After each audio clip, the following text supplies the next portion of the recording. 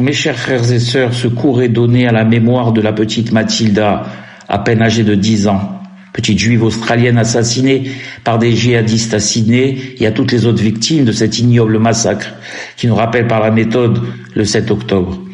Il y a également plus d'une 50aine de blessés à qui je prie pour la refoua shelema, des familles brisées pour qui je prie pour le réconfort.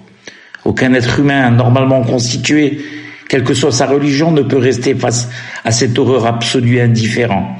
Chaque attentat d'ailleurs est une défaite de l'humanité. Chaque vie arrachée est un monde qui s'effondre. Et face à cela, le silence pour les Juifs n'est pas une option. Ces événements nous rappellent une chose essentielle, que la haine n'est jamais un accident. Elle grandit comme une tumeur cancéreuse quand on laisse l'obscurité s'installer, alimentée par les mensonges ignominieux de l'extrême gauche. Et c'est précisément pour cela que Hanouka a un sens si puissant aujourd'hui. Hanouka, ce n'est pas seulement une fête juive, c'est un message universel qui s'adresse à tous. Hanouka, c'est la lumière face à l'obscurantisme et à l'obscurité. Une petite flamme qui refuse de s'éteindre, même quand tout semble sombre autour. Depuis le 7 octobre, c'est un cauchemar pour les Juifs. Nous assistons à une explosion mondiale de l'antisémitisme dans les rues, sur les réseaux, dans les universités, dans les transports en commun, dans les discours. Les Juifs sont insultés, agressés, menacés, simplement parce qu'ils sont Juifs.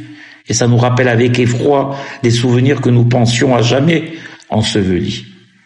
Et cette haine ne commence jamais par la violence.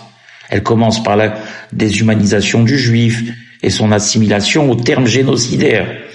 Aujourd'hui, d'ailleurs, je veux parler aussi d'espoir, parce que dans cette tragédie, un homme s'est levé, un héros, Ahmed, australien, d'origine syrienne, musulman sûrement comme son prénom l'indique, un homme qui n'a pas regardé l'origine des victimes, ni leur religion, ni la couleur de la peau, un homme qui a vu seulement des êtres en détresse et en danger en train de se faire massacrer et qui a agi.